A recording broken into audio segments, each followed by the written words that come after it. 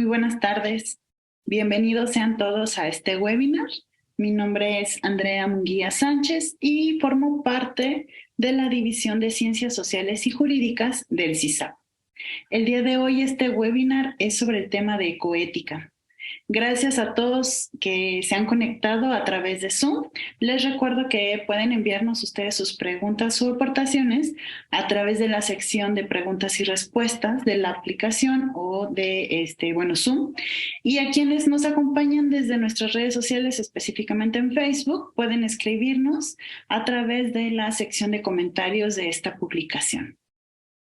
Con nosotros se encuentra el doctor Antonio Muñoz. Doctor, muchísimas gracias por acompañarnos. Bienvenido sea también usted a este webinar. Si me da oportunidad, brevemente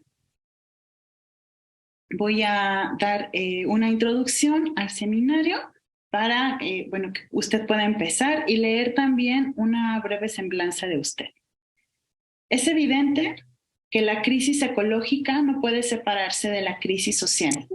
Los problemas de distribución de bienes, recursos, cuidados, protección y restauración de ecosistemas, acceso a los servicios básicos y aquellos servicios o aquellas cosas que impactan en la salud y en la calidad de vida de las personas son tan solo el resultado de una relación asimétrica e indiferente del hombre con la naturaleza y sus semejantes. Nos encontramos en un momento de la historia de la humanidad donde el deterioro del medio ambiente está provocando graves consecuencias a nuestra cotidianidad, lo que nos llama urgentemente a generar acciones y modificar hábitos para el bien común y el de las especies animales y vegetales con las que cohabitamos este planeta. Esta sesión sobre ecoética nos ayudará a enfocarnos en los criterios para reinterpretar la relación comunidad humana-sistema ante los desafíos de la crisis ambiental. Como les mencionaba, nos acompaña con nosotros el doctor Antonio Muñoz Torres. Voy a leer brevemente una semblanza de él. Es profesor de tiempo completo en la Universidad de Anáhuac, México. Es coordinador del área de bioética en estudios de licenciatura, biólogo por la UNAM, maestro en bioética por la Universidad de Anáhuac, México, doctor en bioética por la Universidad de Anáhuac, México, profesor de los programas de maestría en bioética en español, modalidad presencial, de la maestría en bioética online en español, del doctorado en bioética aplicada en la Facultad de Bioética de la Universidad de Anáhuac, México, y actualmente es profesor del programa de maestría de bioética de aquí del CISAP. Es profesor también de la maestría en cuidados paliativos y psicooncología de la Fundación Intervive. Fue profesor de bioética y bioética clínica en la Escuela de Medicina del Instituto Tecnológico de Estudios Superiores de Monterrey, Campus Ciudad de México, de 2017 a 2018. Además, también fue presidente de la Academia Nacional de Bioética, la Academia Nacional Mexicana de Bioética AC, en el periodo 2018-2022. Es miembro fundador del Seminario Interdisciplinario en Bioética. Doctor, muchas gracias por estar con nosotros. Le cedo la palabra a usted para que pueda dar inicio entonces a este tema. Sí, muchísimas gracias. Para empezar y siguiendo el protocolo, agradezco mucho a la institución del Centro de Investigación Social Avanzada la invitación, a la maestra Jimena Hernández y obviamente maestra Andrea y a la maestra Pati Mancilla, que pues fungió como enlace, ¿no? Para que se pudiera hacer esta relación. El día de hoy voy a compartir una presentación que hice y la cual tiene por intención mostrar cuál ha sido el origen específico de la ecoética, primero como término, segundo como una propuesta independiente, definible, identificable dentro de la ética aplicada, pero que de sus raíces propiamente en la bioética misma. Voy a hablar poco de la relación con la bioética, pero sí vamos a hablar un poco de la estructura metodológica que le permite a esta nueva disciplina o esta incipiente disciplina tratar de formularse con autonomía propia. Vamos a platicar un poquito acerca de esto y es evidente que lo que se acaba de mostrar en esta breve introducción, pues es la razón de ser de la ecótica, el problema del deterioro de nuestra casa, de nuestra casa. Entonces, me permito compartir pantalla, ¿ok? Y pues bueno, vamos a iniciar. Para ello, sí, primero a lo que vamos a hacer es un poquito de historia propiamente dicha, en donde vamos a ver específicamente la aportación de este oncólogo holandés, Van Rensselaer Potter, con dos publicaciones importantes, La ciencia de la supervivencia y Un puente hacia el futuro, que abrían la puerta a, en la década de los años 70, una nueva disciplina identificable como tal, sí, la bioética. Vamos a ver que este término fue ocupado un poco antes, pero eso lo abordaremos más adelante. ¿Cuál era la intención de generar una disciplina como tal? Primero es tomar en cuenta que en ese momento las decisiones sobre la vida en general y la humana en particular tenían que ser de un abordaje complejo por muchas cuestiones que se estaban presentando de tipo histórico.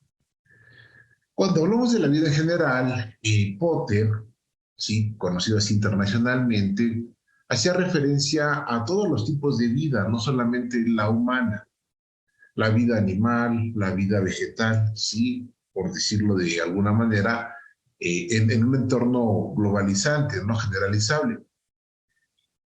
La importancia de la aportación de Potter es plantear un discurso ético sobre la libertad humana, ¿sí? Porque nosotros actuamos y dentro de la característica propia del acto humano, la conciencia es fundamental, saber qué voy a hacer y por qué lo voy a hacer, ¿sí? La libertad, buscar un fin querido por la razón que tenga que ver con la finalidad última del ser, ¿sí? Y la voluntad, ese motor, vamos a decirlo así, que me impulsa a actuar para conseguir ese fin querido por la razón de manera libre. Entonces, este va a ser el contexto general, pero Potter no restringe, ¿sí?, el campo de acción de la bioética solo a la vida humana. Eso es un devenir histórico del que vamos a platicar un poquito. En ese momento, hablemos de la década de los años 70, había una urgencia. ¿Cuál era la urgencia? Tratar de establecer decisiones sabias y prudentes en ese momento, en un mundo que se hizo cada vez más complejo. Después de la Segunda Guerra Mundial, el escenario de la tecnificación y el avance de la tecnología en muchas áreas del saber, del quehacer humano, ¿sí?, pues vino a plantarnos en un horizonte de incertidumbre sobre la decisión y sobre la bondad o no de llevar a cabo ciertos actos, ¿sí? Entonces, un terreno muy particular fue la medicina humana. En el ámbito hospitalario hubo muchísimos cambios, no es tema de esta plática, pero pues sí apareció una barrera entre el médico y el paciente que se llamó atención sistematizada. Aparecieron muchísimas técnicas de registro, la manera de acercarse al paciente cambió y sigue siendo así. Entonces, esto generó muchísimos problemas en el ámbito médico. Esa es una de las causas principales por las cuales esta manera de hacer juicios sabios y prudentes en relación a lo que puede constituir algo valioso como es la vida humana, se sesgó a la ciencia de la salud y de la vida. La bioética sí fue la guía y la reflexión a la ética médica aplicada y a la toma de decisiones en este campo hospitalario en exclusivo. ¿Qué pasó? Que relegamos el concepto de physis aristotélico al olvido, a segundo plano. Lo importante fue dar una visión antropocéntrica en el campo de la medicina a esta visión. Y para ello, pues hay una historia que tiene unos antecedentes muy precisos. En 1967 ya había ocurrido la fundación del Departamento de Ciencias Humanas para estudiantes de medicina en el campus de Pensilvania. Empezaba a haber, sí, cierta intención de recobrar la reflexión ética en la formación médica por la incorporación de nuevos contenidos y nuevos elementos. También se constituye por primera vez un comité para el control de experimentación sobre sujetos humanos en Estados Unidos. En 1969 va a haber dos personajes importantes, Daniel Callahan y Dylan Gardner, que van a ser pues, básicamente los fundadores del actual Hastings Centers, que es uno de los centros referentes a nivel mundial en bioética. ¿Qué es lo que fundan ellos? El Instituto de la Sociedad de Ética y Ciencias de la Vida, conocido como Hastings Centers. Aquí va a haber una historia muy particular que quiero tocar.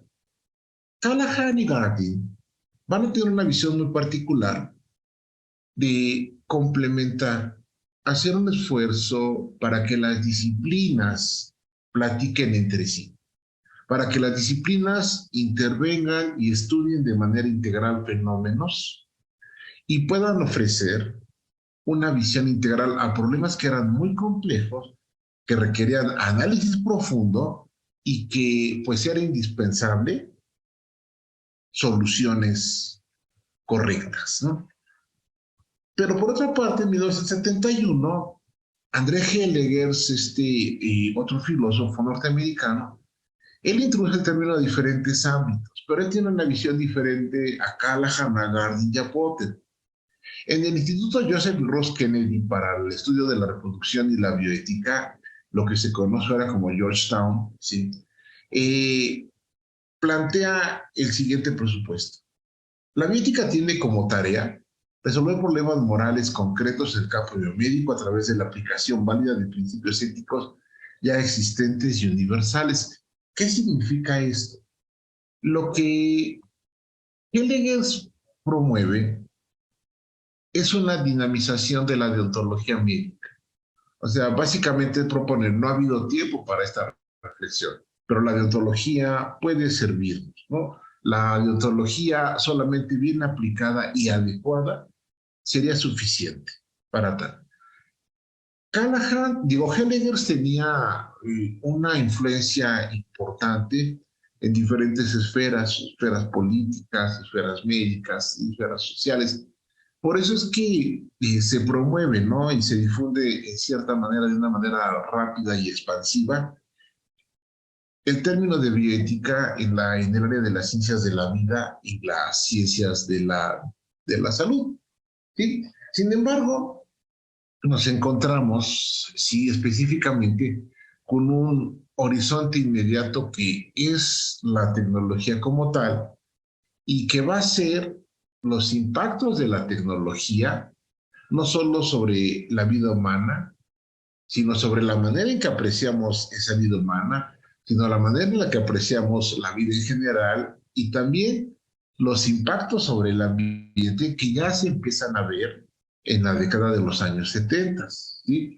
De hecho, haciendo un comentario al margen, el movimiento no gubernamental ambientalista denominado Greenpeace, pues no tiene sus orígenes en este milenio, tiene sus orígenes, sí, a principios de los años 80, a finales de los años 70, cuando ocurrían muchos cambios sociales. En este sentido, sí, nos damos cuenta que la ciencia ficción pues prácticamente ha sido superada, ¿no? Podríamos decirlo en esta narrativa moderna. Y nos plantea un escenario de perplejidad, ¿sí? Porque cada vez hay más técnicas, porque cada vez hay más opciones, porque cada vez hay más posibilidades, porque cada vez resolvemos más necesidades, pero también tenemos pequeñas dudas, grandes dudas, sobre lo correcto de aplicar estas tecnologías, ¿no? Va a surgir, lo que vamos a ver un poquito más adelante, este llamado imperativo tecnológico. El imperativo tecnológico no es otra cosa más que una premisa de la tecnociencia. Si tiene la posibilidad de hacerlo en los medios, tiene la obligación moral de llevarlo a cabo. Entendiendo de manera sesgada que la ciencia y la tecnología son incondicionalmente buenas y nos olvidamos de la intervención humana. Entonces, en este sentido, a veces las respuestas sobre las consecuencias negativas son difusas, ¿sí? Son pueriles, podríamos decirlo así. Nos hace recordar esta fábula del asno de Buridán. El asno de Buridán es un ejemplo de lo que significa los dilemas de la vida nihilista en el existencialismo. Es un asno que lo tiene todo. Le ponen un saco en el extremo derecho de la paja más suculenta y de mejor calidad que existe. El asno es libre. Y le ponen en el lado izquierdo una paca igual, con la misma calidad de paja, ¿sí? El asno no sabe qué elegir, porque es igual de suculento todo, es igual de atractivo, es igual de apetecible, y se queda en esa incertidumbre y muere de hambre, ¿no? Básicamente esta es parte de la paradoja que se presenta.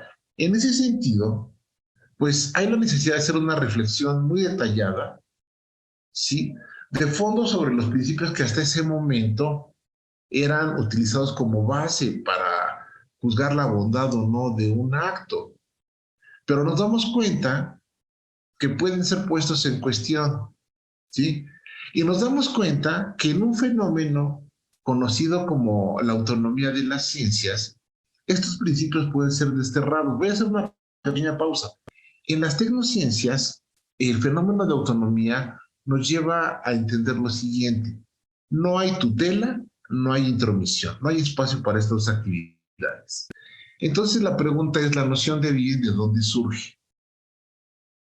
Si yo no permito una tutela y una intromisión, pues obviamente si yo soy matemático o si soy bioquímico o si soy genetista o el área que ustedes quieran, si soy jurista, yo no voy a permitir una intromisión de la filosofía o de la antropología o de la sociología. Los criterios de lo que es correcto van a surgir del interior. Y entonces corremos el riesgo de que todo el concepto de bondad, el concepto de lo que es correcto, se centre en la correcta operación dentro de un área específica o una disciplina. Tenemos varios ejemplos, ¿no? O sea, en este sentido, un cuadro, por ejemplo, de pintura que junte materiales, que junte pinturas, texturas que nunca se habían podido hacer y que es posible realizarlo, pues va a ser algo que se va a ofrecer aunque sea obsceno o aunque sea carente de sentido. Pero para los fines de la estética de ese campo, sí, eso es válido. Hay soluciones políticas, por ejemplo, sí, que pueden ser desde esa área muy sustentables y muy apetecibles. Sin embargo, socialmente pueden ser negativas. Pero como la noción del bien surge desde la política, lo demás no interesa como tal. Sí va a haber un intercambio, pero es mínimo, sin intromisiones, ¿no? Entonces, en ese sentido, surge la necesidad de ver a qué recurrimos para hacer un juicio ético, ¿no? Podemos ver un desarrollo muy claro en el campo de la bioética. El deber ser, desde la filosofía clásica, pasando por la escolástica medieval, el pensamiento moderno, si ustedes quieren, de la ilustración, la posmodernidad, pues siempre ha existido. Los principios éticos y los valores como tales son reconocidos, son estudiados y pues son aplicados. En el campo de la medicina, propiamente dicho, va a ser muy importante el deber ser dentro de esta área de la ciencia. Y surgen códigos y principios éticos y valores morales que sirven como guía para saber qué es lo correcto. Sin embargo, con el avance tecnológico, pues van a ocurrir muchas situaciones que van a superar la capacidad de reflexión de los principios deontológicos. Esto no quiere decir que la deontología haya sido superada, ¿eh? La deontología sigue siendo fundamental, pero necesitamos una herramienta, lo vamos a decir así, que nos ayude a hacer esos juicios de valor adecuados a las nuevas condiciones. Y por eso surge la bioética. Entonces, en este sentido, hay un desarrollo. Nos damos cuenta y prendemos un botón de alarma, ¿sí? Cuando en la casa en la que vivimos, en el ambiente en el que estamos, lo que nos soporta, lo que nos da de comer, lo que nos da la vivienda, lo que nos da un rupio, es decir, es el sitio donde podemos existir, como individuos, como especie, como sociedad, como ustedes gusten.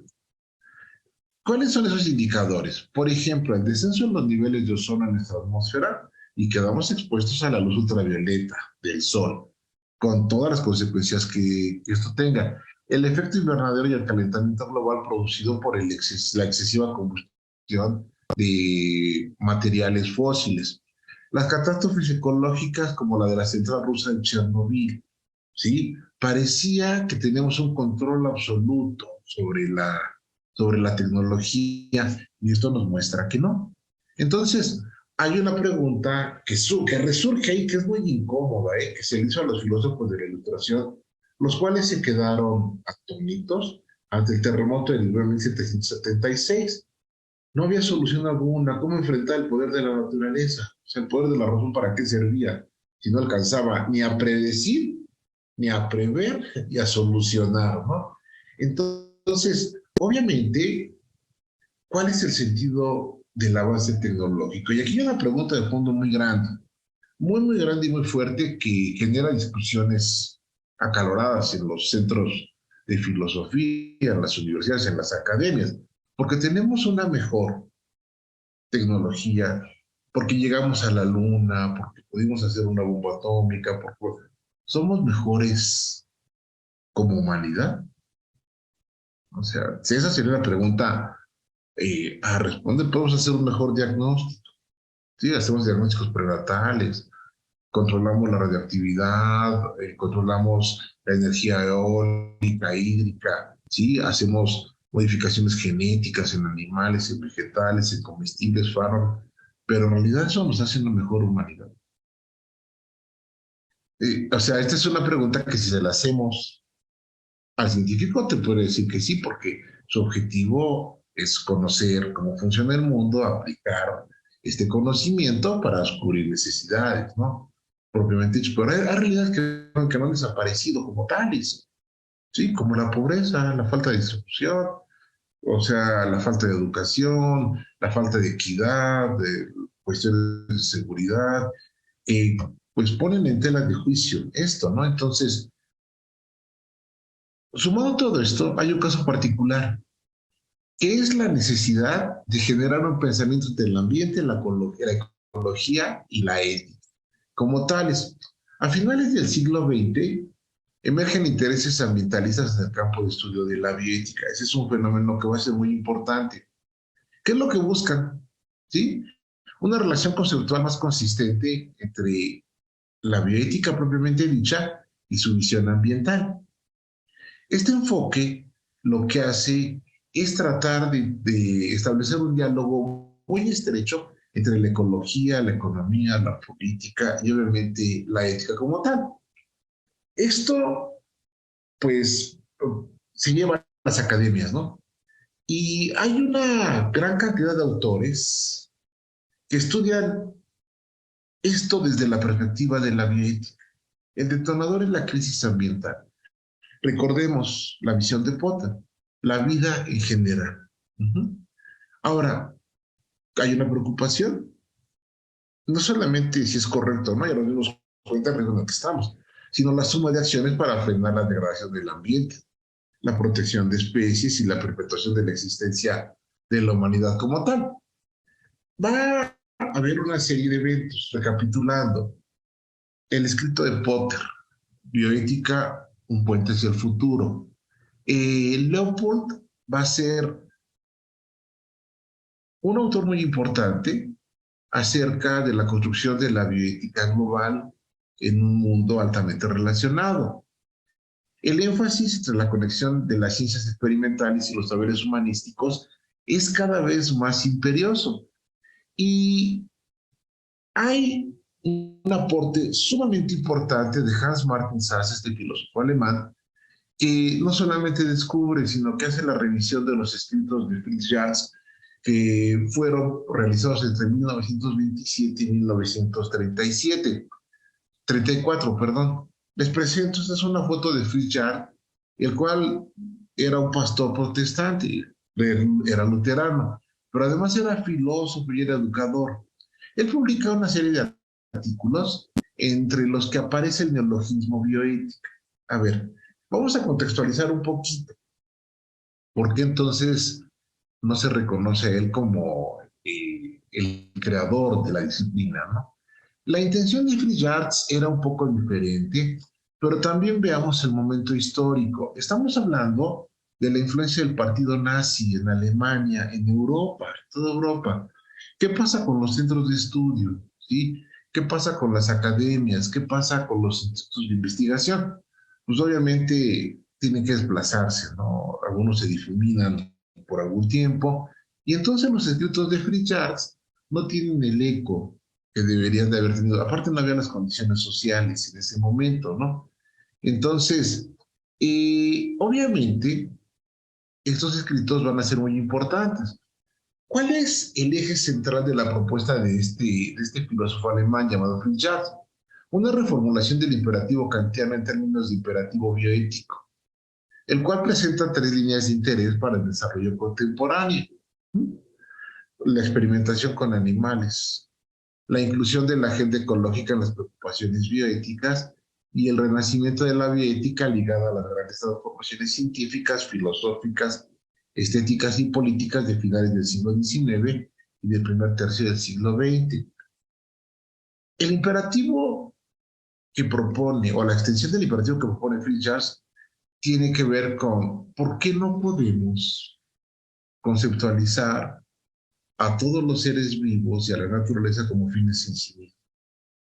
Obviamente hay unas letras pequeñas, por ahí, como los contratos de tarjetas de crédito. Esta conceptualización, pues tampoco te puede poner en riesgo como humanidad, porque entonces yo no podría comer una lechuga, o sea, no me podría comer una vaca, sí, no me podría comer unos granos de trigo o de maíz, ¿no? Entonces, hay una pequeña restricción. O sea, bueno, siempre y cuando no pongan en riesgo tu existencia, ¿no? O sea, vamos a ver que sienta unas bases muy particulares en cuanto a la prudencia, ¿no? Entonces, veamos algunas premisas. ¿Cuál es el fundamento de lo que suele denominarse ecoética? ¿Cuál sería la diferencia entre la bioética, sí, que es una ética aplicada, y esta rama que se propone? La diferenciación de la bioética aplicada al mundo exclusivo de la misión actual posibilita una bioética ambiental. Hace tiempo, este mismo centro, que aprecio bastante, me invitó a dar una plática en relación a la bioética ambiental. Y algunos autores consideran que es un pleonasmo decir bioética ambiental porque el bios incluye a la vida en general, ¿sí? Lo dejamos así. Una tercera premisa: ¿tiene sentido hablar de la ética ambiental o de una ética aplicada al medio ambiente? ¿Realmente es necesario el neologismo ecoética? Lo que estamos viendo es que va a haber una similitud muy grande con la bioética. O sea, la necesidad de hacer un diálogo interdisciplinar. Para hablar de ecoética, obviamente tenemos que entender el deber ser, y para eso sirve la ética. Pero tenemos alguna derivación hacia normas legales que serían campo del derecho. ¿Qué impacto tiene la civilización y la cultura sobre el medio ambiente? Bueno, perdón, quienes no son biólogos me van a disculpar, estoy utilizando un lenguaje que es socialmente aceptable. En biología, el medio y el ambiente es lo mismo. Pero aquí, por favor, tomemos ese término, medio ambiente. ¿Qué impacto tiene la cultura y la civilización sobre el medio ambiente? ¿Sí? Ahora, hay una ciencia que se dedica a estudiar esa relación, que es la ecología. Pero también tenemos los impactos tecnológicos. Entonces, se plantea un escenario bastante importante. Ahora, vale la pena pensar cuál es el origen de la conciencia moral propiamente dicho, ¿no? Y vamos a tener dos escuelas principales: el innatismo, en la que se establece que pues todo surge de nuestro interior y de nuestra naturaleza propiamente dicha, ¿no? Pero también tenemos una convivencia con un conjunto de personas que persiguen nuestras mismas aspiraciones, que perciben el mundo, y entonces tenemos que encontrar una manera de interpretar los valores éticos para la actuación moral en conjunto. Tenemos el innatismo, como les dije, tenemos el naturalismo como tal, propiamente dicho, que la civilización, la cultura, el medio interviene sobre la manera en que conceptualizamos los valores. El cristianismo va a dar un aporte muy importante porque establece una base muy sólida de actuación, ¿sí? Con una figura esencial que es una deidad. Pasando a la modernidad, tenemos muchos esquemas como el contractualismo libertario, el consensualismo, que va unido de la mano, el existencialismo, y el psicoanalismo también va a sentar unas bases importantes, ¿no? Para cómo surge la conciencia moral en el ser humano. Para que surja la conciencia moral, ¿sí? De una percepción ecoética, tenemos que juntar unas premisas. ¿Por qué es importante? Y la respuesta es porque es vital para la supervivencia de la especie, ¿sí? En este sentido, hay una palabra que ya aparece aquí con cosmos, ¿no? En la antigüedad, eso era entendido como armonía. Eso es lo que necesitamos, un equilibrio, ¿no? Entonces, en este sentido, habría que preguntarnos específicamente si la conciencia moral tiene que ser modificada en este horizonte tecnocientífico. Es decir, preguntarnos, ¿todavía hay un lugar para la ética en el marco del horizonte cultural actual? Porque tenemos el imperativo tecnológico, es muy fuerte. Entonces, esto como fenómeno de estudio nos lleva a ver que hay una separación entre los discursos tradicionales y aquellas filosofías que toman un sesgo o bien hacia lo analítico o bien hacia lo puramente científico. Entonces tenemos que unir ese mundo teórico del deber ser con el mundo práctico de la tecnología. Ese es el reclamo. Es un proceso evolutivo que se ha venido dando en un trato sistemático y lógico de los problemas científicos hacia un análisis ético y moral.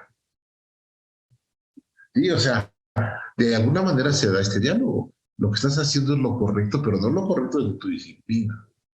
O sea, lo correcto desde el punto de vista del bien. La unión de ciencias teóricas y de las lógicas respectivas hacia unos hechos pertenecientes al campo exclusivo de la ética y de la moral va a ser un aporte importante.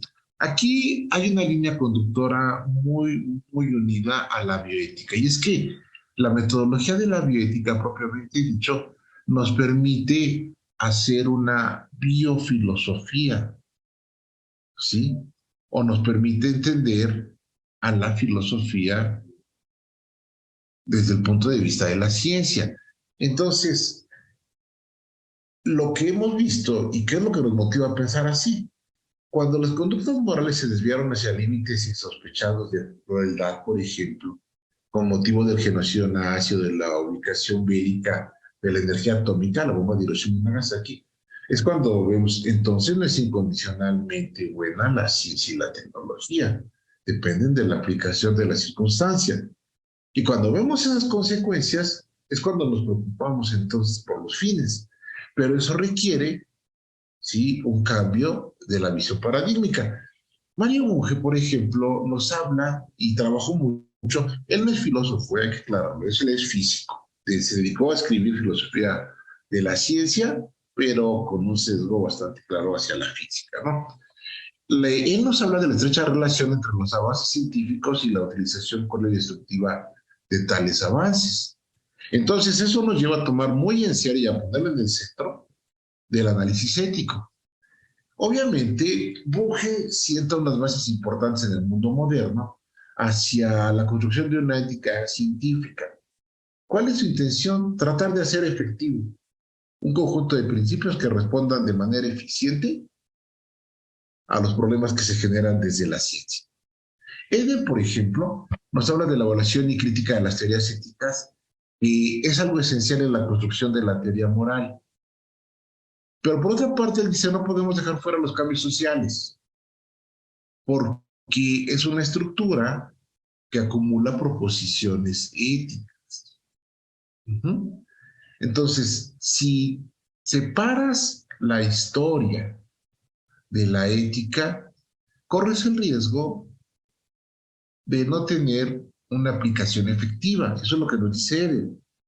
Hay muchos métodos que se proponen para construir los principios y que puedan ser efectivos. El método analítico, el método descriptivo, el método casual explicativo, el método evaluativo. Entonces, en el caso del análisis, los enunciados morales van a ser estudiados desde un análisis lógico, pasando por el sentido común. El caso descriptivo, ¿sí? Aquí hablamos de los sentimientos morales como fenómeno. Esto nos aleja un poquito de la reflexión propiamente entendida. El método casual explícito nos trata de poner en escena el esquema causa-efecto de las acciones morales.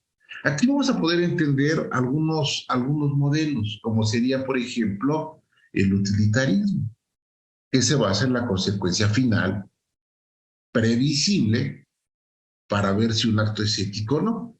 Entonces, en este sentido, la ecoética requiere un modelo de fundamentación que sea creíble en un mundo plural. O sea, que pueda ser leído, que pueda ser entendido y que pueda ser aceptado por muchas áreas del saber, ojo, que se encuentran en el estudio de los fenómenos biológicos. Este va a ser uno de los aspectos importantes. Adela Cortina hace un señalamiento muy interesante, ¿no? Específicamente, pues para sentar las bases de una epistemología de la ecoética.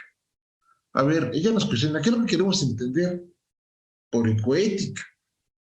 El término ética es muy claro que proviene del griego ethos, carácter, forma de vida. Pero esta forma de vida implica dos niveles bien diferenciados. Uno, la naturaleza impresa de los hábitos que tenemos. Y el otro, hace referencia al hacerse de cada hombre en la vida. Entonces, propiamente, ¿cómo vamos a unir estas dos vertientes? Eso es lo que nos pregunta en la cortina. A ver, tranquilos, o sea, la ecoética o va a ser una ética aplicada de manera general o es algo particular individual o cómo va a funcionar, ¿no? De ahí que los deberes van a constituir una parte del objeto de los saberes, pero no en su totalidad.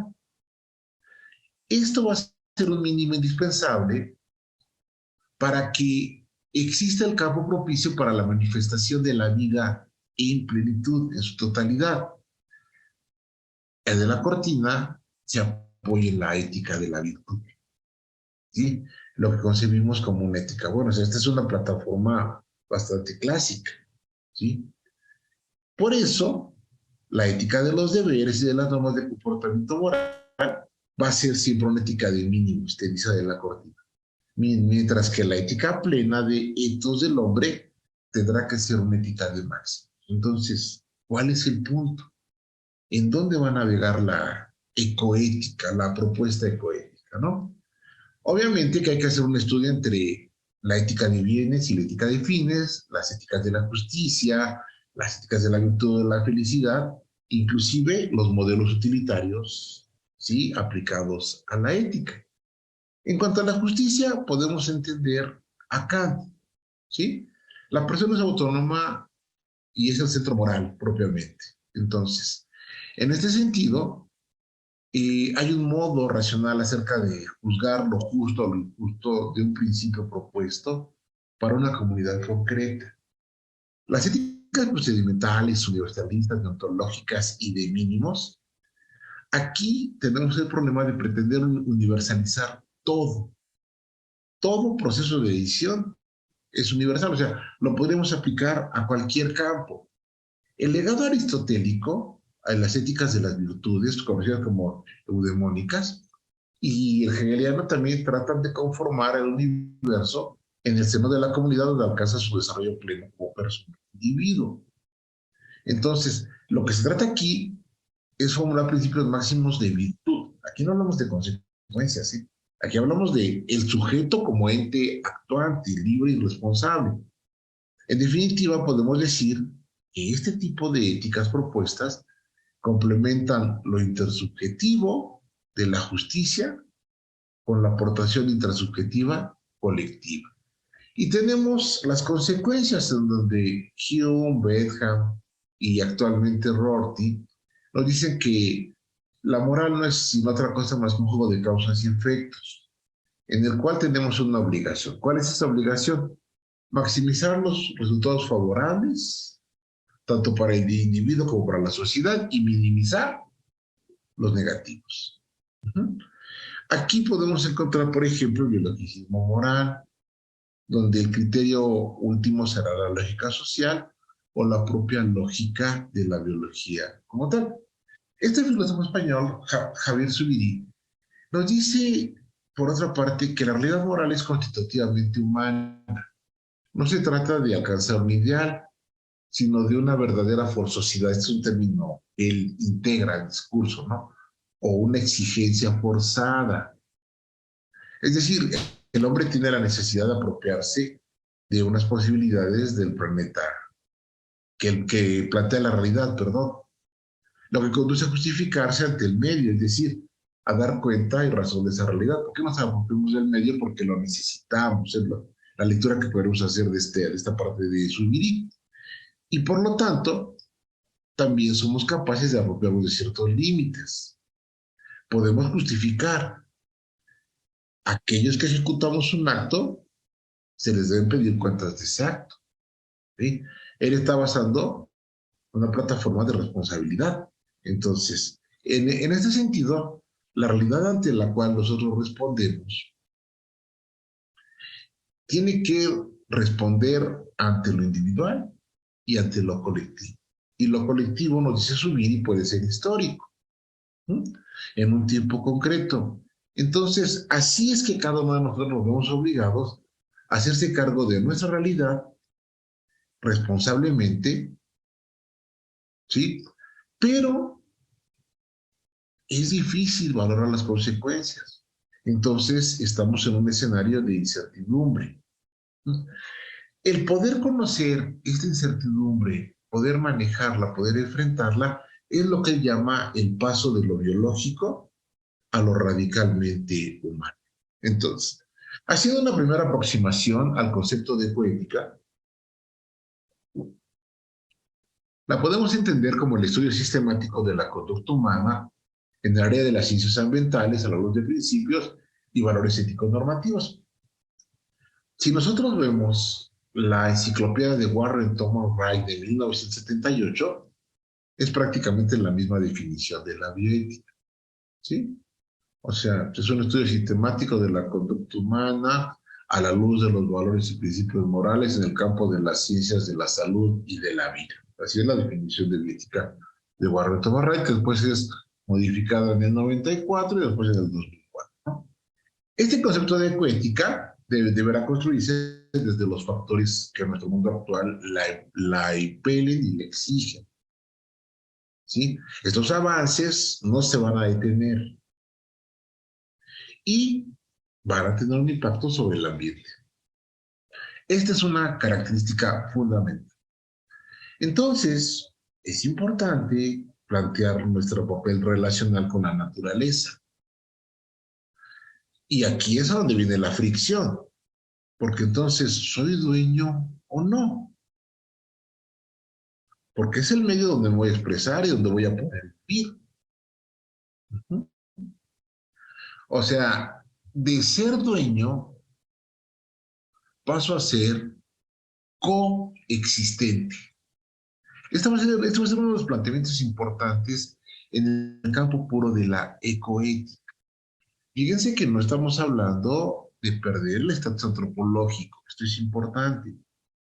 Seguimos siendo racionales, seguimos teniendo necesidades y tendremos que seguir utilizando, pero hay una diferencia muy grande entre conceptualizar que algo es mío a que yo necesito de ese algo para expresar mi sobrevivir. Es el cambio de pensamiento que propone, ¿sí? En un primer momento, la ecoética.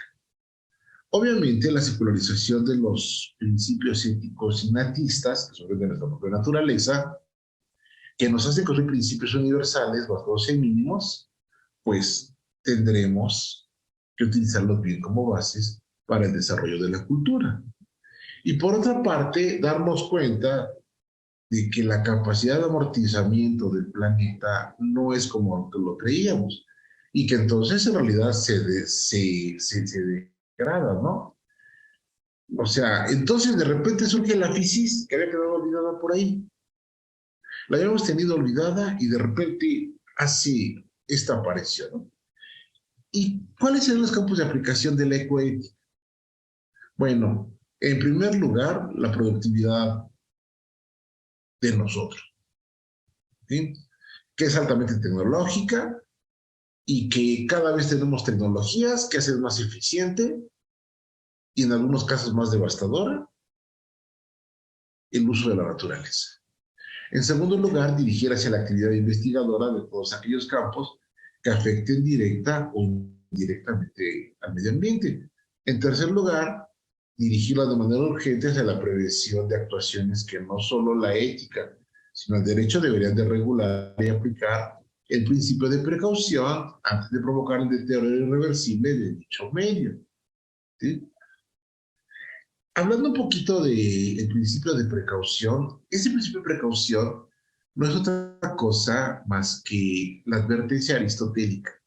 Aristóteles, cuando nos sitúa en el plano de animales racionales, conscientes, nos va a poner una exigencia bastante alta, ¿no? O sea, yo no puedo decir que si busco un fin y estudio y me lo propongo y lo llevo a cabo, no sabía cuáles iban a ser las consecuencias negativas de sí mismo, porque mi capacidad racional me permite advertir algunas cosas que son evidentes, ¿sí? Obviamente, pues esto tiene varios milenios atrás, ¿no? Aquí el principio de precaución pues va a ser retomado a finales del siglo pasado, 1970, con el surgimiento de las técnicas de ingeniería genética. Pero lo que nos va a interpelar es saber qué evidencia tengo yo de los efectos negativos de mis intervenciones tecnológicas, aquellos que sean muy frecuentes pero poco graves, aquellos que sean poco graves pero muy frecuentes. ¿Tengo los elementos para motivarlos o no?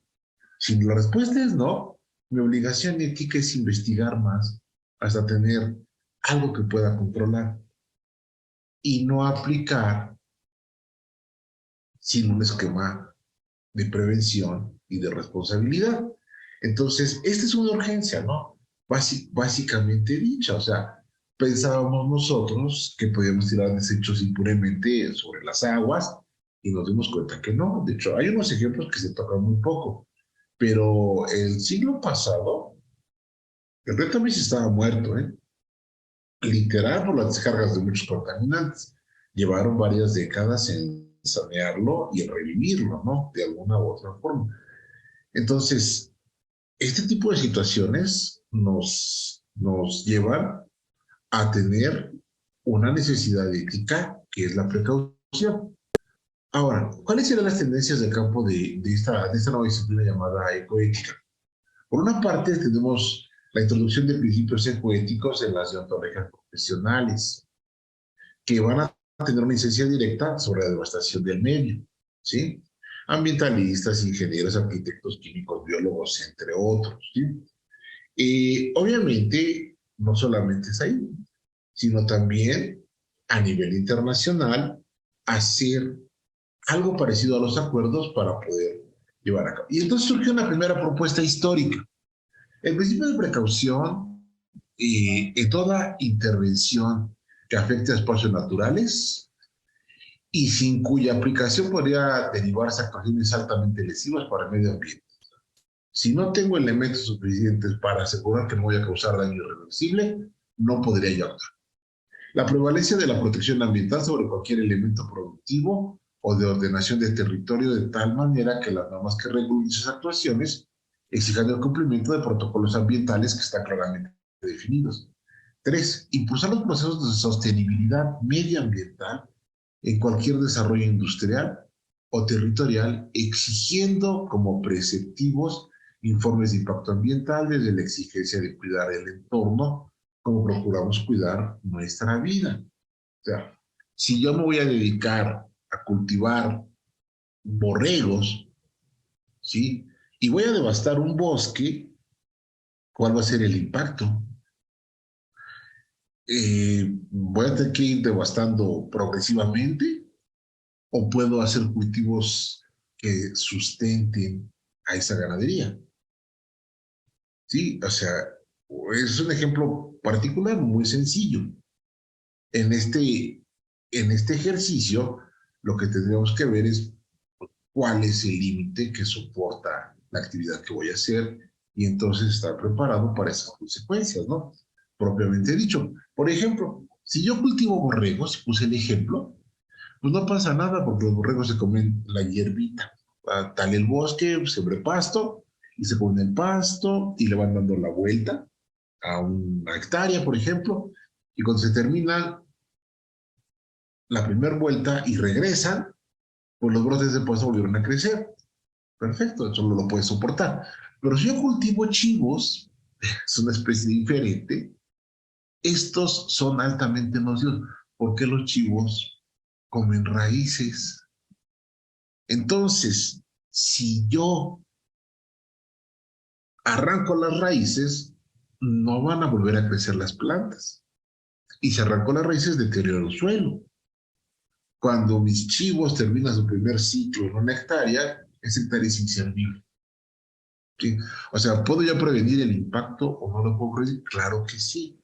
Tendría que adecuarme en este sentido, ¿no?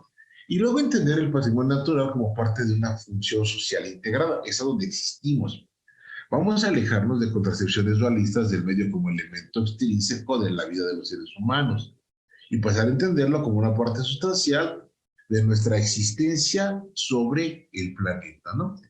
Entonces, de aquí de esta propuesta podemos ver, pues, la segunda parte de la plática, el papel protagónico que ha retomado la poética para refundamentar una nueva visión de las relaciones hombre-naturaleza. Esto va a ser muy importante, ¿no? Retomamos lo que nos dijo Adela Cortina, o sea, etos, morada, casa, hábitat, y oikos, casa, vivienda, ¿no? Entonces, es decir, ese referente sobre el cuidado de mi casa. Cuando se habla de una casa común o una casa de todos, la ecoética hace referencia a todas las especies, tanto consideradas vivientes como las inertes. Aquí va a haber una ligera diferencia con la definición de Potter, la vida en general. O sea, aquí estamos hablando de que hay factores bióticos que soportan la vida y por lo tanto hay que cuidarlos. Por ejemplo, los minerales, ¿no? El término ecoética, entonces, nos habla de una interconexión del mundo en general. El hombre con la naturaleza e inclusive lo extiende al hombre con el universo. Joseph Bibrego, en una obra que se llama Los dilemas medioambientales del siglo XXI ante la ecoética, publicada en 2005, nos dice que estos dilemas éticos que impone esta ciencia, ella considera la ecoética como una ciencia independiente, nos interpela a ver esos momentos cruciales de cara hacia el futuro, de cara hacia una actitud responsable hacia el medio ambiente. O sea, y este es un parteaguas, ¿sí? Esto es un parteaguas. ¿Por qué? Porque entonces retoma ese principio de Hans Jonas de la responsabilidad hacia las generaciones futuras y nos confronta con ese horizonte de nuestra libertad de acción, con la responsabilidad no solo hacia las generaciones futuras, sino hacia el futuro de la casa en donde van a existir esas generaciones, ¿no? Bill Regaud y Enrique Leff y Leonardo Boff en estos años consecutivos 10, 11 y 12, reflexiona acerca de cómo en un mundo tan determinado por intereses económicos y políticos de los grandes emporios transnacionales en el mundo global, ¿sí? ¿Cómo es que solo privilegian lo económico? Aquí tendríamos que voltear un poquito a cuál es el valor de la economía reinante. El valor de la economía reinante, y ustedes lo pueden ver actualmente en las economías chinas, en la Comunidad Europea, en los vecinos del norte, en Arabia, es la acumulación de bienes. Ese es el valor principal. Y por eso es que extraemos y guardamos. Tenemos reservas de petróleo, lo guardamos. Tenemos las reservas de cobre, ¿sí? Tenemos el oro, tenemos el níquel. O sea, entre más acumules, más expectativas de supervivencia tienes, más fuerte eres, tu economía es más sólida, tu nivel de producción es mejor. Entonces, no importa cómo lo hagas, si vas a llegar al ambiente o no, lo que importa es acumular, ¿sí? Entonces, por eso es que podemos ver que los bosques se acaban, que los mantos freáticos se contaminan, que los ríos se extinguen, o sea, una serie de los suelos se deterioran, porque lo que importa es la acumulación de esos bienes. Por otra parte, hay un ejemplo muy interesante en América Latina, que es el programa de las Naciones Unidas para el medio ambiente propiamente dicho. Aquí hay un apoyo y fortalecimiento que optan por algo. A ver, una cosa es haber caracterizado esta rama de la ética, ética aplicada a la ecoética, darle una estructura, darle una definición, darle una aplicación, darle un campo de acción. Y ahora el siguiente paso que se plantea es cómo voy a dar a conocer esto. El programa de las Naciones Unidas para el Medio Ambiente, propiamente, pues lo que ha hecho es generar un esquema de pensamiento ambiental que vaya al ambiente científico y que vaya al ambiente académico para generar un conocimiento. ¿Por qué fue importante que habláramos de la conciencia moral? Porque si yo no tengo conocimiento de esto, de mi responsabilidad, de mi libertad, del campo de acción, no voy a generar esa conciencia ecológica, ¿sí? Entonces, Enrique Leff tiene una obra muy importante en el 2004, es un investigador mexicano que trabaja en la Universidad Nacional Autónoma de México. Él, en el tema de racionalidad ambiental y de la reapropiación social de la naturaleza, lo que trata es de hacer una construcción epistémica con respecto a la idea de que las crisis ambientales que estamos enfrentando son el resultado de una crisis de la civilización occidental. Uh-huh.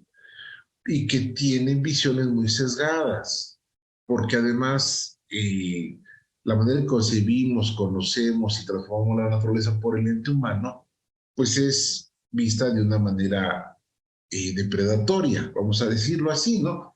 Entonces, ¿por qué reapropiarnos? Es decir, ¿cuáles son los valores culturales reales de los habitantes que están en un sitio y que cuidan la naturaleza, propiamente dicho? Vamos a empoderarlos, ¿no? Dos principios fundamentales. El biocentrismo, que va a ser uno de los aspectos importantes, en donde la inclusión del ser humano en el orden natural va a ser una propuesta. Y la ecodependencia, es que la interrelación dinámica entre el ser humano y el cosmos, ¿sí? Entonces, vamos a ver. En este sentido, el sustento teórico viene dado por las explicaciones de lo que sería la teoría del holograma o del todo que contiene el todo, tanto en su conjunto como en sus partes, descubierta por Denis Gabor y Gerard Hoppe. ¿Cuál va a ser uno de los aspectos? En neurociencias, la afirmación de que el sistema cerebral efectivamente funciona como un holograma incluyendo las interrelaciones con todos los demás seres de la naturaleza. Esto plantea una visión de responsabilidad colectiva y además frente al hombre al sí mismo. Hay una obra de Pirra que se llama Los lenguajes del cerebro en el 82. Vamos aproximándonos al cierre de esta plática. La educación ambiental actual en el sentido de la reflexión y su ética implica que no basta con preguntarse por el sentido de la vida, como lo plantea Víctor Frank, ¿sí? Porque es clave el papel de la ecoética en estos momentos históricos, ¿sí? Porque hay que aplicar principios éticos y morales a la relación humano-medio ambiente. La crisis ambiental, ¿sí? También tiene una crisis de nivel de información sobre el tema ecológico. La mayoría de las personas no conocen. Hay un desconocimiento de avances en materia de educación ambiental. Hay un desconocimiento de pensamiento ambiental. En este caso, sí, las conferencias de Belgrado en 75, la conferencia de educación ambiental celebrada en Tbilisi, Georgia, 77, y la de Marruecos en África 2013, nos hablan sobre la educación ambiental y el desarrollo social sostenible. Es decir, hemos involucrado a la academia y estos conceptos para que sean parte de la formación de todas las personas y de la sociedad en general. Tomando en cuenta que la época actual contemporánea es altamente compleja y que todos estos impactos no solamente afectan la economía, sino afectan la política, afectan la ley, afectan las relaciones sociales entre los individuos. Entonces, vemos actualmente que un modelo antropocéntrico utilitario, ¿sí? Pues tiene problemas ya bastante grandes. El hecho de ver a la naturaleza como un instrumento nos tiene en estas crisis. Pérdida de agua, pérdida de suelo, deforestación, calentamiento global, pérdida de ozono, pero aparte de estos impactos antropológicos muy interesantes. Bueno, son bastante lamentables, ¿eh? Como las migraciones humanas, ¿sí? Que tiene que ver con una transculturalización, con pérdida propiamente de hábitats, con pérdida propiamente de recursos elementales para subsistir, ¿no? Entonces, vamos a ver nosotros que en la actualidad la crisis ecológica ambiental pues viene dada por este modelo antropocéntrico, en donde la modernización y la tecnificación agotaron ya los principios que la soportaban como tales, ¿no? Obviamente hay una denuncia crítica hacia el antropocentrismo que pues puede derivar en un cosmocentrismo o teocentrismo, y en este sentido va a ser interesante. La Carta Mundial de la Naturaleza firmada por las Naciones Unidas menciona entre unos propósitos fundamentales para el mantenimiento de la seguridad y la paz de las naciones la necesidad de guiarse por un código de acción moral que garantice el equilibrio entre el hombre y la misma naturaleza. ¿Sí? Ahora, hay un punto importante y con esto quiero cerrar. La ciencia y la tecnología y la teología deben arriesgarse al diálogo. O sea, la respuesta que nos dice el contexto es sí. Ambas tienen algo que decirse la una a la otra acerca de aquellos fenómenos en los que están interesadas. Tanto Leopold como Taylor, ¿sí? Apoyan parte de esta teoría. No se puede olvidar que básicamente para la reflexión actual de la complejidad, la física es indispensable. La racionalidad ambiental nos confronta en un encuentro de lo real y lo simbólico, y eso le va a dar un resignificado al mundo. Ajá. Tenemos que tener presentes los enfoques religiosos, políticos, económicos, ecológicos, para poder hacer un nuevo etos mundial. Esto es lo que plantean los promotores de la ecoética. No puede haber convivencia humana sin un etos mundial de las naciones. Esto lo dice este filósofo sueco Hans Kung, ¿sí? Y la ética como cuestión de las religiones y el despertar de la espiritualidad del ser humano ante la crisis. Hay un ejemplo del catolicismo que es la carta encíclica Laudato Si. Sin embargo, va a haber otro documento que es esta promulgación del Consejo del Parlamento Mundial de Religiones, reunido en Nueva Australia, en el 2009, que lo que hace es orientar la reflexión ecológica ambiental de manera particular sobre el tema del calentamiento global en este momento. ¿Y cuál es el aporte? Que las diferentes grandes religiones, las grandes religiones diferentes, ¿sí? Se centran en un estudio y llegan a una conclusión específica, ¿no? Entonces, en realidad, dice el Dalai Lama, que fue primero en ese momento, que existe una distinción importante entre religión y espiritualidad. La religión está relacionada con la fe, con las aspiraciones de salvación de un pedo religioso u otro. La espiritualidad, en cambio, me parece algo relacionado con las cualidades del espíritu humano, como son el amor y la compasión, la paciencia, la tolerancia, el perdón, la contención, el sentido de responsabilidad y el sentido de armonía, entre otros. Finalmente, entonces, la ecoética propiamente dicha, ¿sí? Vamos a ver que constituye una auténtica revolución entendida como una transformación del concepto de los derechos, no solo de los seres humanos por la vida, sino de todos los seres que habitan la Tierra. En segundo momento, el objetivo fundamental de la ecoética actualmente pues era una reflexión sobre las estructuras y organizaciones complejas. De allí se deriva la preocupación por la defensa principal de la vida, principalmente cuando está amenazada bajo la forma de especie animal, vegetal o mineral. Al poseer un principio fundamental en el biocentrismo, la ecoética cuestiona y en cierta manera critica los modelos antropocéntricos que solo dan categoría ética a las acciones de comportamiento humano en menoscabo de las demás especies a las cuales se les ha considerado inferiores, aunque han sido decisivas para el proceso evolutivo de la Tierra. ¿Sí? Nosotros tenemos más de 7 billones de individuos. Entonces, la ecoética hace un llamado a la superpoblación como tal, el gasto exagerado de energía y de, perdón, otra serie de elementos que necesitamos para sobrevivir. Y según la ecoética, la crisis generalizada que vive el ser humano no viene solamente determinada de las palabras de Aldo Leopold. ¿Por qué? Porque hemos sobrepasado los límites de capacidad de carga de la Tierra. Sino más bien, esta crisis demuestra y denota una incapacidad de nuestra parte como humanidad para plantearnos nuevas salidas frente a los problemas graves que aquejan al planeta Tierra y a todas las especies animales, vegetales y minerales de las cuales nosotros somos responsables. Me extendí unos pequeños minutos, agradezco muchísimo su atención y quedo dispuesto para responder a las preguntas que surjan de esta plática. Muchas gracias.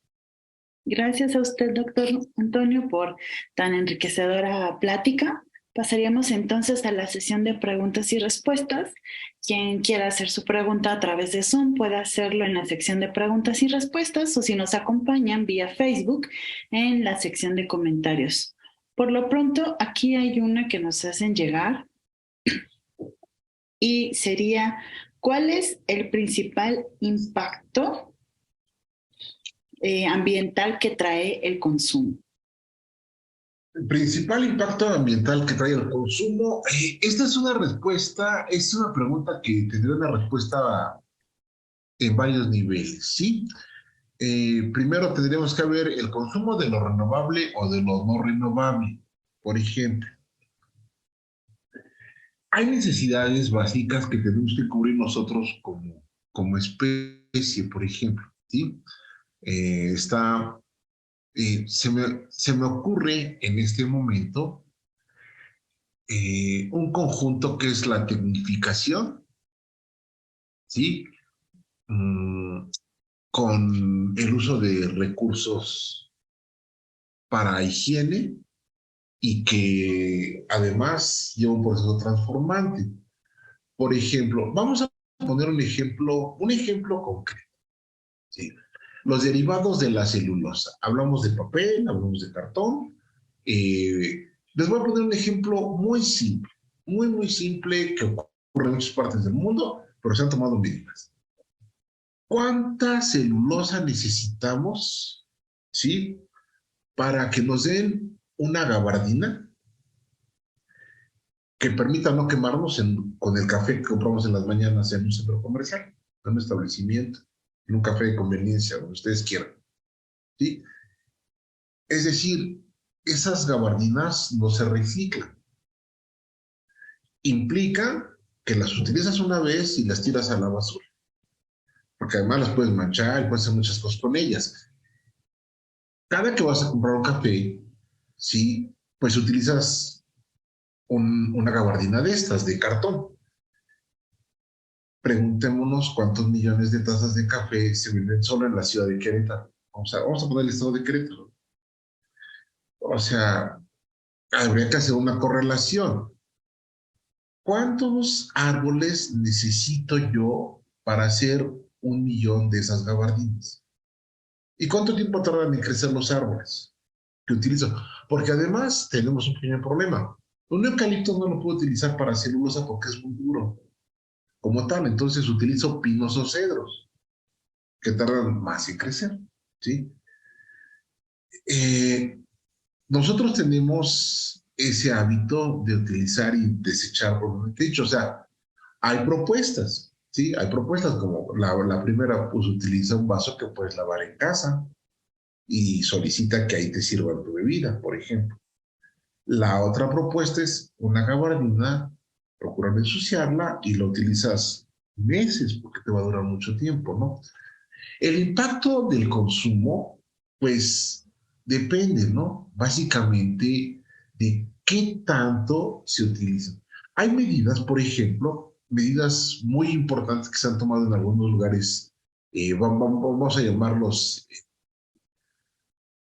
donde las economías son solventes, en donde se producen alimentos solo en función de lo que va a consumir una sociedad. Hay un estudio muy interesante en México. ¿Sabían ustedes que en los centros comerciales se desecha más del 30% de los productos orgánicos que no se consumen? Hablo de frutas, verduras, hortalizas. Sí, o sea, todo eso se va a la basura, ¿eh? O sea, literalmente en algunos lugares se empieza a ver la fabricación de composta o algo parecido. Pero hay cosas que no se pueden utilizar y si no se consumen, pues se tienen que desechar propiamente dicho. Pongamos el ejemplo de la carne de res, ahorita que está de moda y los gases de las vacas empiezan a tener cierto efecto en el ambiente, ¿no? Por cada kilo de carne que se produce, un cierto número de hectáreas es devastado por las vacas que comen ese alimento, ¿no?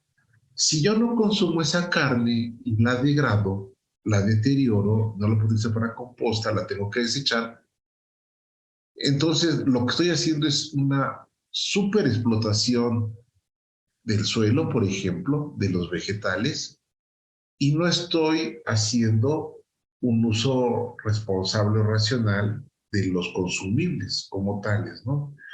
Y en este sentido, pues podemos ampliarlo a cuestiones que sean inorgánicas, como por ejemplo el exceso de baterías, por ejemplo el exceso de equipos de comunicación, ¿sí?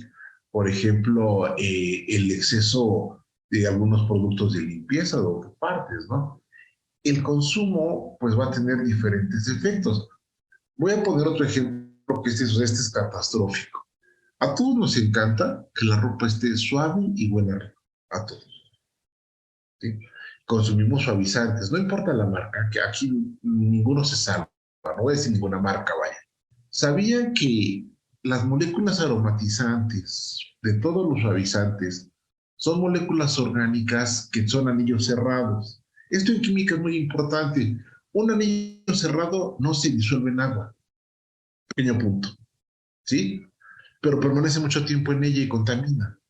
Y los anillos cerrados de este tipo, los aromáticos, son nocivos para el cuerpo, se almacenan en el tejido graso, producen mutaciones, carcinogénesis, producen cierto tipo de alteraciones como teratogenias.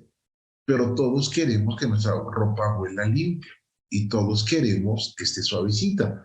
Y cuando vamos a un ciclo de lavado, todo sale al drenaje en donde no tenemos plantas de tratamiento, porque además quitar los aromáticos es complicadísimo y carísimo. Entonces lo desechamos y estos desechos pues van a llegar a muchas partes, porque como no se pueden disolver, van transitando en los mantos freáticos, en los ríos, ¿sí? Y entonces generamos un problema bastante serio de contaminación que no solamente va a afectar los ríos, los microbios que viven en los ríos, las plantas que crecen en los ríos, los animales que se comen las plantas, sino a todas las personas que consuman esas aguas sin ser tratadas. Por ejemplo, ¿cómo medimos esto? Es bastante curioso. Hay un estudio muy interesante que se hizo en Inglaterra y que se hace continuamente, se la pasan monitoreando semanalmente las cantidades de desechos citadinos en el río Támesis. Este río, ¿sí? Se ha encontrado en el contexto actual, se han encontrado benzodiazepinas, se han encontrado drogas de diseño, por ejemplo, se han encontrado cannabinoides, o sea, se encuentran muchos tipos de cuestiones, pero también se encuentran elementos que contaminan si se acumulan. Entonces, los efectos ambientales del el consumo, medir esos impactos, pues involucra tener abiertas muchas expectativas. ¿No? Estoy hablando de dos ejemplos, pero podemos contaminar el aire o el suelo o especies vegetales. Entonces, ¿cómo medir esos impactos? No es complicado, claro que no es complicado, se requiere dinero y se requiere un equipo que tenga la metodología especificada para poder sacar algún índice concreto.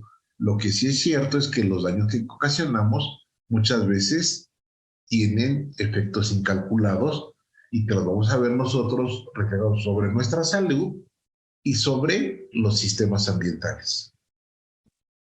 Gracias, doctor Muñoz. Tenemos una pregunta de Felipe Jesús Rosales.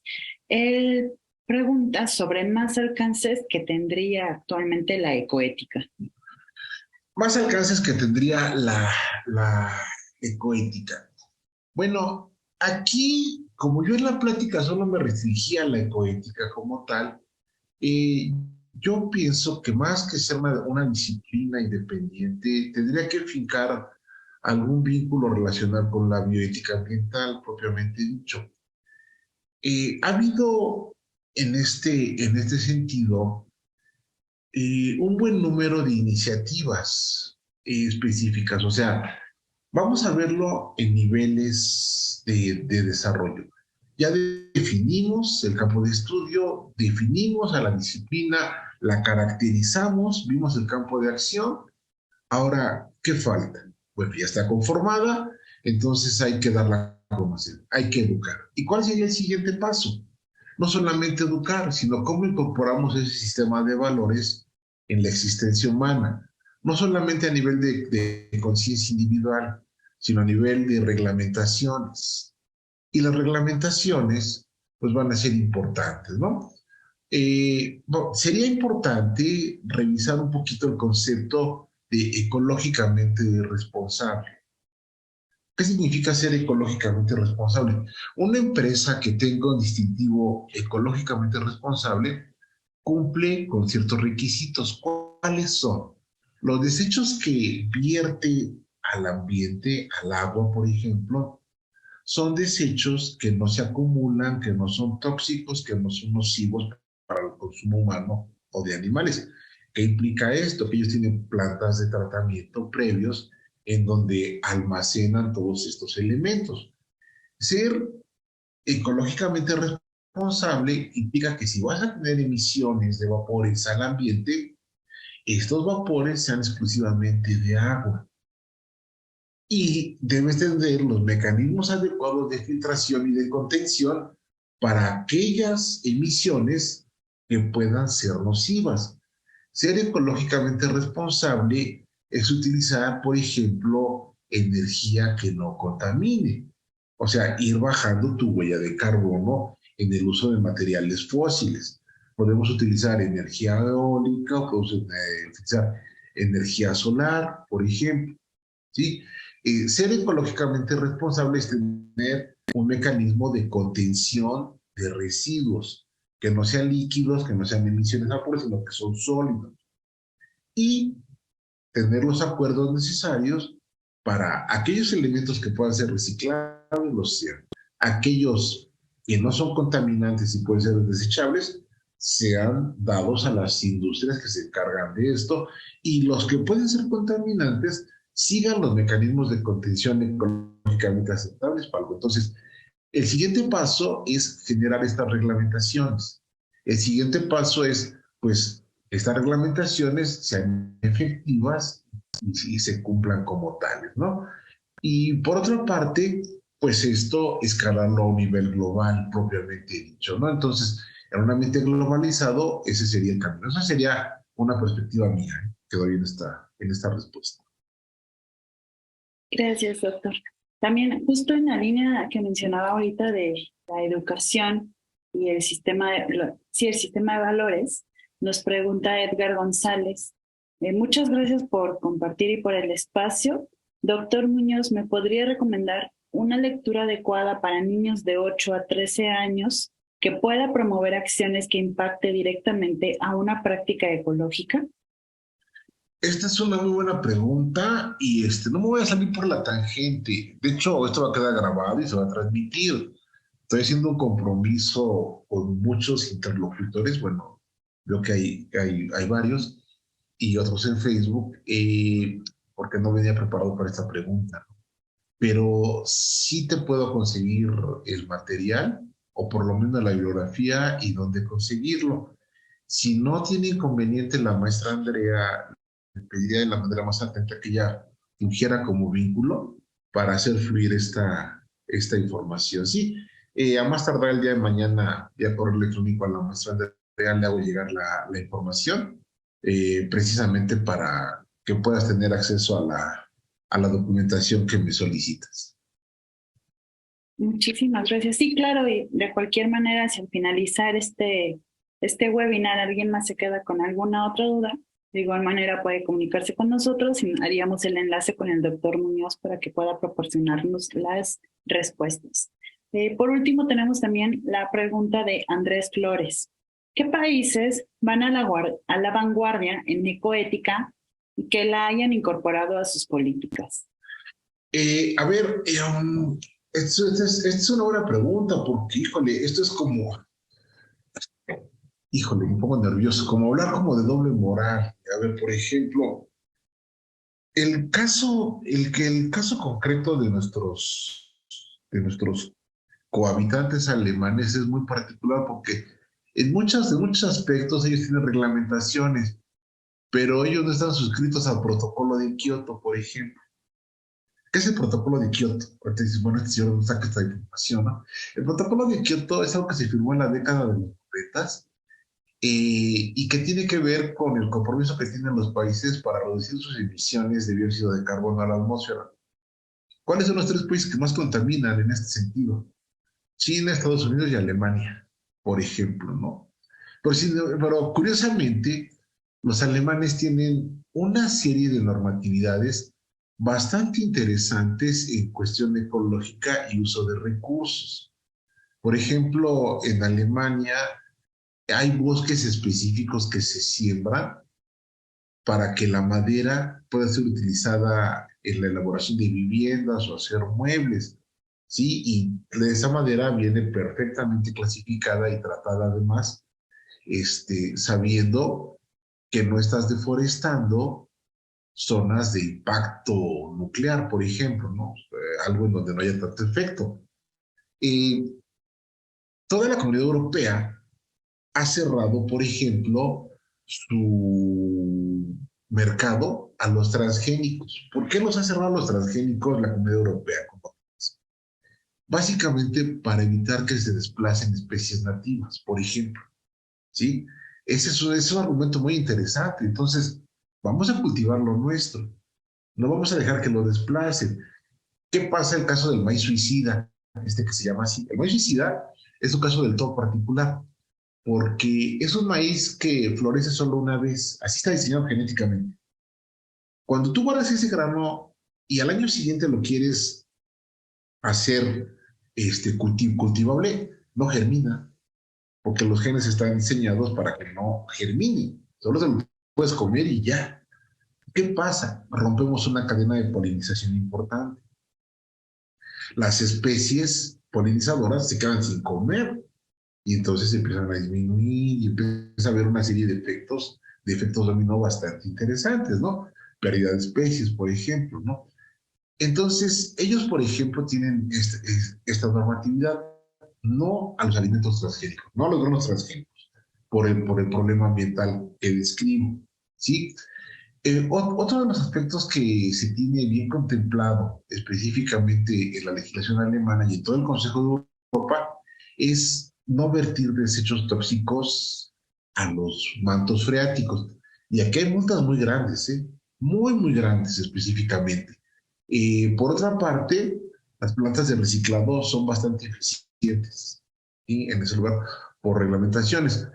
El ejemplo de España es un buen ejemplo. España es uno de los países que ha avanzado mucho en cuestiones de sustentabilidad y sostenibilidad propiamente hecho de sus procesos. Y hay una serie de reglamentaciones bastante interesantes en cuanto a contaminación, en cuanto a uso de suelos, en cuanto a uso de bosques, ¿sí? Y el cuidado propiamente del ambiente, propiamente dicho, ¿no? Hay una buena cantidad de reglamentaciones en cuestiones ecoéticas. Y obviamente en estos países de la Comunidad Europea ya hay contenidos de ecoética que se imparte desde los niveles más bajos. Obviamente, pues está por demás hablar de Finlandia, Dinamarca, Suecia, ¿no? Que también van a la cabeza. En América Latina había una evolución interesante. Tenemos el caso de Colombia, por ejemplo, ¿sí? México, en cuestión ambiental, y lo voy a decir sin afán de politizar esto, simplemente es una descripción del fenómeno. Muchas de las legislaciones europeas fueron basadas en las legislaciones que se hicieron aquí, aproximadamente en el sexenio del licenciado Ernesto Zedillo Ponce de León y Vicente Fox Quesada, ¿no? Hubo una continuidad muy interesante. Esas legislaciones y todo el marco legislativo que tenemos es excelente, está muy bien hecho. De hecho, los europeos copiaron bastante de lo nuestro. O sea, hay que estar enterados, ¿no? Nosotros tenemos un problema de gobernanza. ¿Cuál es ese problema de gobernanza? Que no tenemos los mecanismos efectivos para hacerlo vigente. ¿Qué es el problema que tenemos? Pues las legislaciones en México son muy buenas en cuestión legislativa, ¿sí? O sea, marcan tendencia.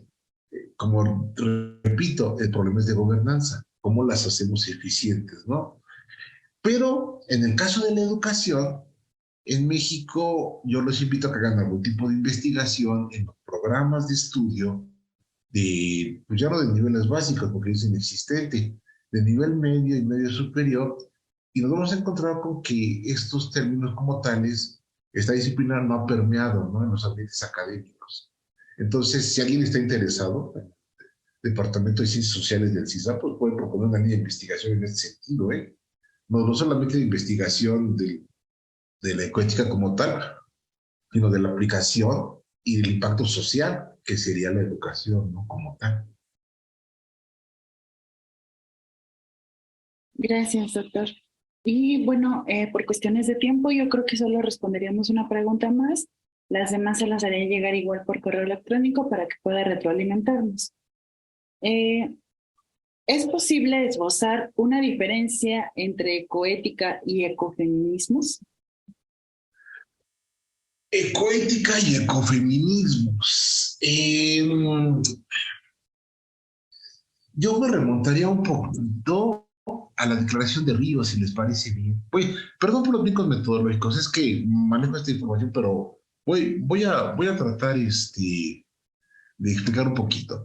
Los objetivos de desarrollo sustentable que se plantean en la primera declaración de Río y que en las declaraciones subsiguientes, de las reuniones subsiguientes, han ido aumentando, hay una parte específica en donde se establece un derecho humano, pues precisamente a este contexto de desarrollo de las personas en cuestión de género. Sí, habría que revisar la última versión dentro de los objetivos de desarrollo sustentable. O sea, es decir, el desarrollo humano como un derecho humano fundamental visto a través de estos objetivos, que son varios: la alimentación, la vivienda, la salud, la educación, pero la autodeterminación es uno de ellos, ¿no?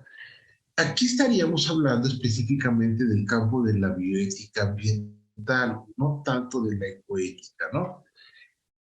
La incorporación y el papel fundamental en relación a esta visión de género y el feminismo propiamente como movimiento social, si vamos a marcarlo así, es algo que está siendo paulatinamente incorporado como tal, pero aún no podemos hablar de una línea franca, ¿no?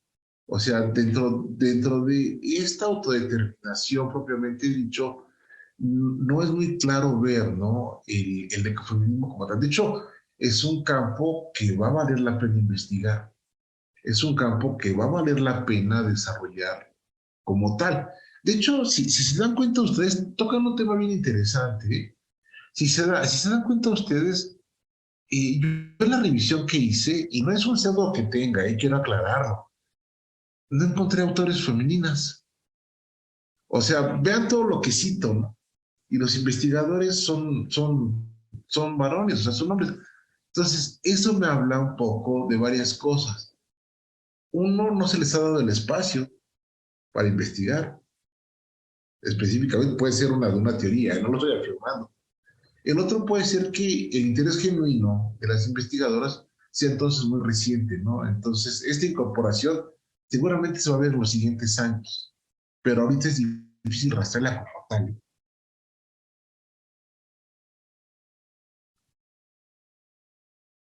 Muy bien, perfecto. Muchas gracias, doctor Muñoz.